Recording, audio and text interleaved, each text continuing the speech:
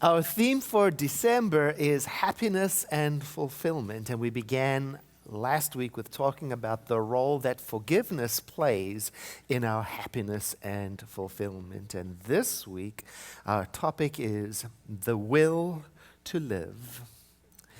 It's based on the idea that there is something in us that lives and wants to live and wants to express itself and discover and create. And not only that, it shows up in us, this something, in endless ways, unique ways, both through you and through me. And it's never done with its desire to express and to live. And as our awareness grows of this something inside of us, we began to consider different things. We might start to wonder, what does it mean to be me? What does it mean to exist? What does it mean to be able to create and to choose? And what is it that is causing me to be able to do all of these things? And the more we inquire into that, things start to change. It might have been that before I was aware that there was something living in me, I might have just said, well, this is the way I am. Take it or leave it. But then I start this inquiry, and then I might say, this is the way I have been right up until this exact moment. And that which lives in me has a will to express even more. That life that is in me has infinite options and possibilities for me to try on, to explore, to grow into. It's never done. Not now, and not at any age. At all times, it continues to want to express itself, even in the presence of substantial blocks. It's as if it has a relentless will to be what it is in us. What are the blocks that prevent this life within us from being what it is, from doing what it does? Well, we have to think about that. We say there is no power that is equal to omnipotence. We say there is no something that is competing with that which is omnipresent. We say there is nothing other than this one life. So, any blocks that exist, well, they must have the power that we give to them. That's why we say these blocks exist within our own consciousness, and they are not a product of the life that we call the thing itself. Now, today I'm not talking about the blocks that exist in life. I'm not talking about the inequalities in society. I'm not talking about the blocks imposed by unjust systems. I'm talking about the blocks that exist in our own selves. In the ancient Raja Yoga philosophy, there's talk of 5 inner blocks that can interfere with the expression, the presentation of our true selves. And the first block is ignorance, spiritual ignorance of our true nature, in other words. Like not knowing that there is something in us that lives, something that is greater than what we are, something that is greater than circumstances, something that is greater than challenges, something that is greater than age, something that is greater than history, something that is greater than time, and something that is greater than space.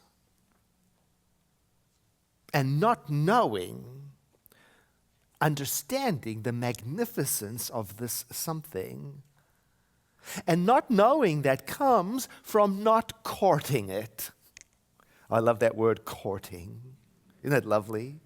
It means dating. And you know how it is in the beginning of dating. Oh, you stop at nothing to make an impression, to get close, right? You remember? Nobody? Well, I was remembering when Kevin and I were courting. You see, I can tell this now because he's not here this week. Oh, I remember very well. Do anything. So he heard that I was training for cycling, and he said, I'd like to train cycling with you. And I said, very well. I'll meet you at Andy's Market. He shows up on a bike that has a flat tube and tassels on the handlebar.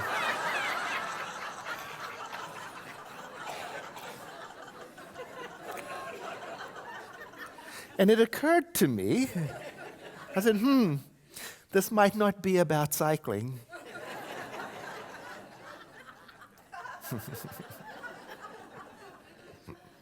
And then you know how it goes once you've been together for a while. Then the courting has to become more intentional, more mindful. You've got to be more conscious of it and bring it into expression. You see, spiritual ignorance can come from innocent neglect, forgetfulness, but not creating a permanent space for it in our lives. Like our staff, we have staff prayer Monday, Tuesday, Wednesday, the days that most of us are here in the week, at the same time, and we ring a bell to remind us to go to prayer. And I notice when the bell rings, how many times the voice rises up in me, I'm too busy for holiness. Do you see what I mean? Oh, just take it for granted. Take the relationship for granted, and then through ordinary innocent neglect, it happens. Now the other 4 blocks come from this first one. Spiritual ignorance of our true self may very well be the cause of self-centeredness. Not understanding that the life that lives in me is the life that lives in you, that we share the same life, that I am you and you are me and we are one. Because if I knew that, I would have no basis for treating you poorly.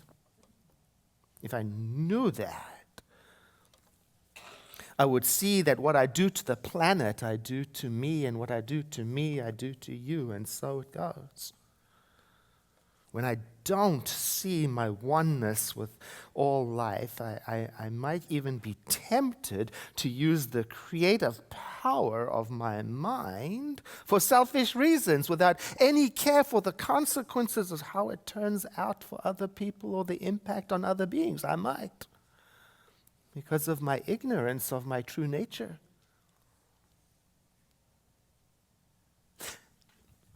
And the third is attachment. Spiritual ignorance of my true nature may cause me to attach to things outside of me as the source of my fulfillment and happiness. It could happen. Perhaps you've heard these words, "Thou shalt have no gods before God." Exodus.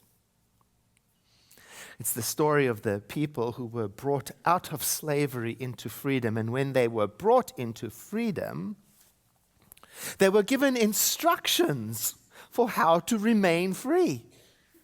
Very clear instructions.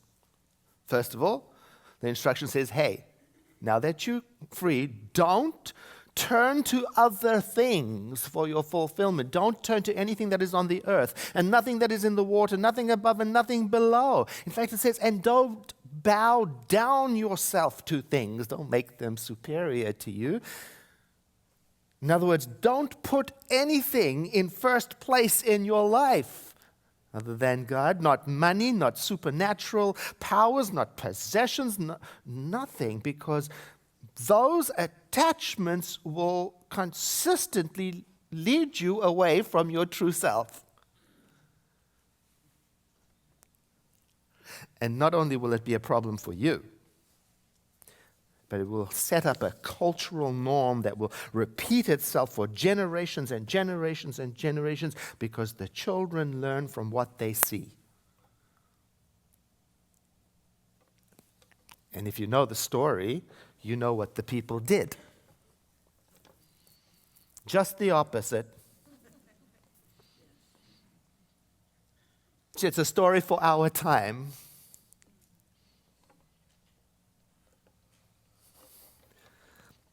Spiritual ignorance of our true nature can also lead to aversion. In other words, rejecting of what is our true nature, rejecting the truth of what we know. Well, why would we reject our true nature? Well, there are a number of reasons, including the strong, powerful, magnetic pull of the group mind. You know what I'm talking about? Like when you go with what is popular, even though you know it's not quite right.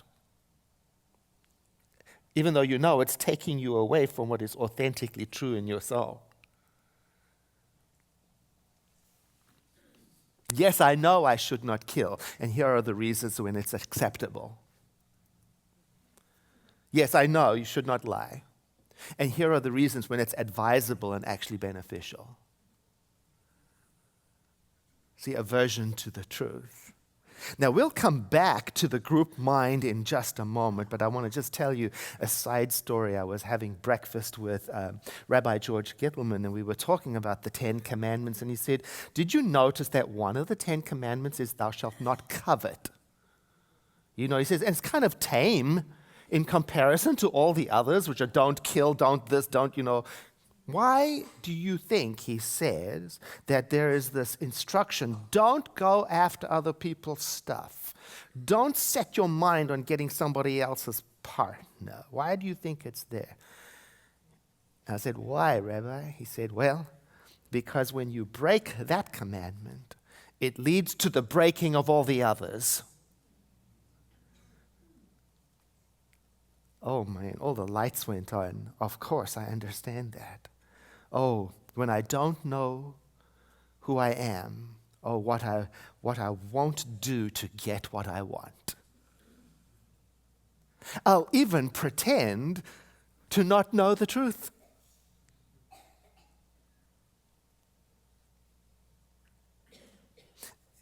And the last one, spiritual ignorance of my true self can lead to fear of death, which is a whole Sunday, it's a whole 6-month topic on its own. It's the idea that when we don't know our true selves to be part of that immortal, eternal, omnipresent life, then I might start to think of myself as being temporary, limited. And that can really steal away the joy of being here in this moment with a kind of innocent excitement about what that life wants to do, see, experience, express next. Here. Now. Another ancient system of philosophy, Tantra, much older than our science of mind, says that, and there are 5 illusions that distract us from our true nature. Now, these will sound familiar to you if you've ever taken classes over here. We say them in our own way, and there are wonderful ideas that ought to make us pause, because there are ideas about our identity. So here they are. I'll just read them to you. Here's how we would say them in our tradition. What distracts us? The illusion that you exist in one particular space and place, rather than in all places, everywhere. The illusion that you exist in this fleeting moment, rather than in all times. The illusion that fulfillment and happiness comes from anything outside of you, rather than that which is alive in you. The illusion that you do not have access to divine wisdom. The illusion that your consciousness is not creative. Whew. It's a lot. I know. I get it. It takes mindful remembering to stay on track with it. And that's what our tradition is about, to daily turn from illusion to return to our true identity. So that every day, as best as we can, we think about and recognize that life within. And every day, as best as we can, we remind ourselves of its indwelling nature. So, the way you can do that, maybe you speak to yourself first thing in the morning, or you speak to yourself last thing at night, saying silently in your own mind. Or a beautiful way to do it is to silently say something to yourself before each meal. And you might say something like this: there is that within me which is not limited by time. There is that within me which is not limited by space. There is that within me which is alive and connected to all. There is that within me which is connected to divine wisdom. There is that within me which is creative, powerful, unlimited, and free. And I might even add to it the words of our founder, who said the same thing in his own way: there is only one life. That life is God. That life is perfect. And that life is my life now. And then from that awareness, make the choices for my life. Now, we may not always feel like there is real freedom in choice. And in some regards, that is true. I'm never going to be 6 foot tall and blonde and blue eyes. I'm just not. It's not an option. I'm never going to sing like Christopher sings. In my dreams, I'm not talking about those kind of conditions. Let's put that aside for a moment and go back to talking again about the blocks that exist inside of us. The ones we give power to through our acceptance, when we ingest them and they become part of who we are and we agree with them. Now, maybe I cannot do anything about my height or my voice, but what can I do about my acceptance? So I said I would come back to group mind, and here it is. It's also known as herd mentality or mob mentality. It's also known as the consciousness of the human race, and it is governed by the law of averages, and it has a powerful and magnetic pull. So powerful is its pull that it can cause a person, if they're not paying attention, it can cause a person to stop thinking for themselves. It can cause a person who's not paying attention to lose their will to express, because it's easier to go with the crowd. It can cause a person to lose their zest for life and feel the hopelessness of compliance.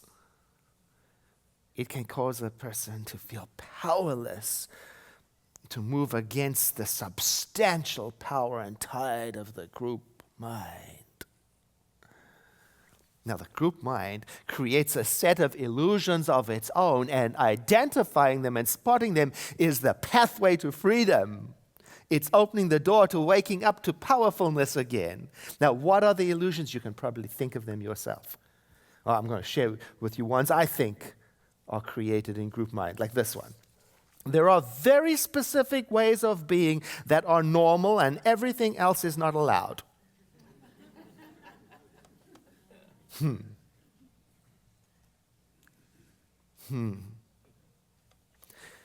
Any way of showing up that is outside of the normal is dangerous.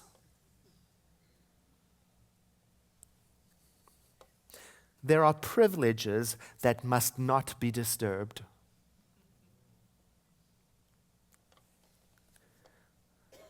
Without possessions, there are limitations to happiness and fulfillment. If something has been so for a very long time, it must be correct. You must fit in if you want to be happy and accepted and okay. You get the idea. Now, every now and then, a voice emerges from sometimes the most unlikely places, from right there in the group mind, and it emerges to remind us not to fall for the hypnotism. For example, like Jodie Foster, who said, normal is not something to aspire to, it's something to get away from. Or Angelina Jolie, who said, if you don't get out of the box you've been raised in, you won't understand how much bigger the world is. Or we can go far back in time. Voltaire said, every person is the creature of the age in which they live. Very few are able to raise themselves above the ideas of the time. Voltaire didn't meet us.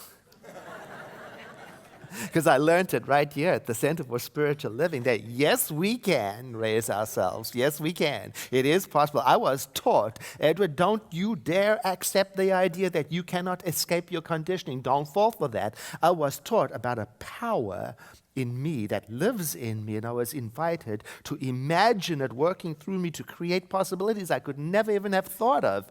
I was invited to imagine that I was fueled from within by a creative genius, and I was taught to faithfully turn to that life within and to live from it and from nothing else. And I was invited to be in that attitude of mind in the present moment for right now, and I'm trying to remember that and stay with that and not forget that. I'm remembering a beautiful old book, one of my favorites, Take Your Time, and the author says, when I get an opportunity to do something enjoyable, to attend a good play, an interesting movie, or a fast soccer match, or a game of tennis, I do enjoy it. But I don't let my mind dwell on the event before it happens.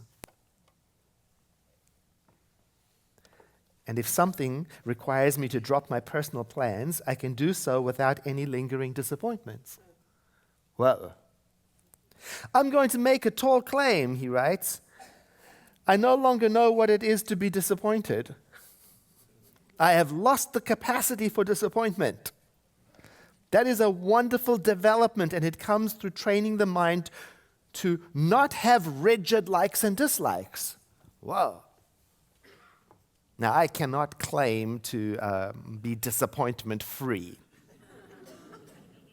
But I did notice that holding my likes and dislikes a little more gently has contributed to more happiness and fulfillment. But more important than that, holding my likes and dislikes more gently has allowed me to see how much of my likes and dislikes come from the group mind, from other people's thinking of how I should be, of what I should be indignant about.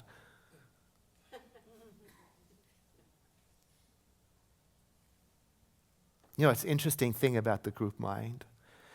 I notice that it's not the people who follow along blindly and fit in who inspire me. Oh, no. It's the ones who reach out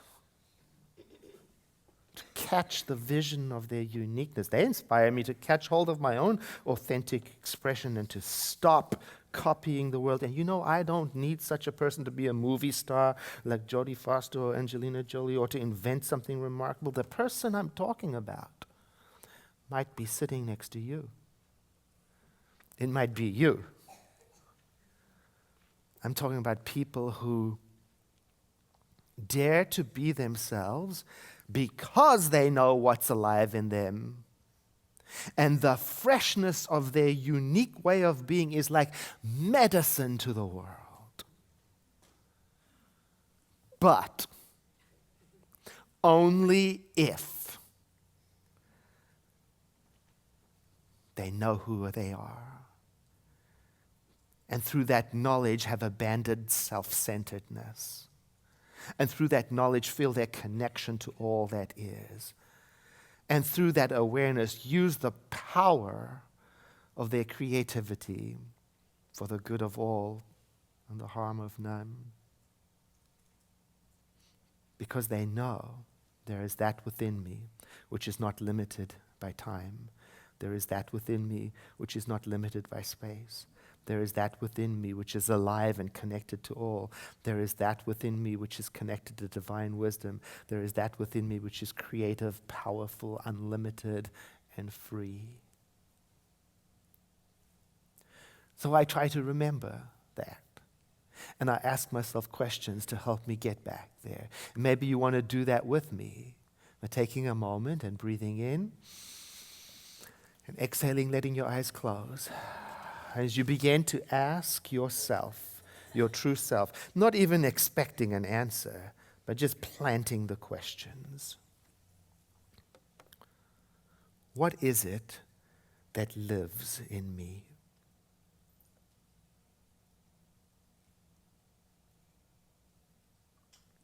What is it that calls me to rise up and express my life?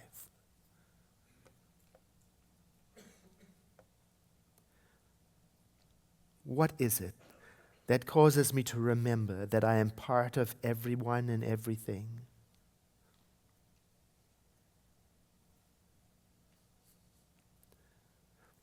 And then I might say to myself in the silence of my own mind, there is something in me that lives and wants to live and wants to express and discover and create. And not only that, this something within me shows up in an endless number of unique ways, not only through me, but through everyone.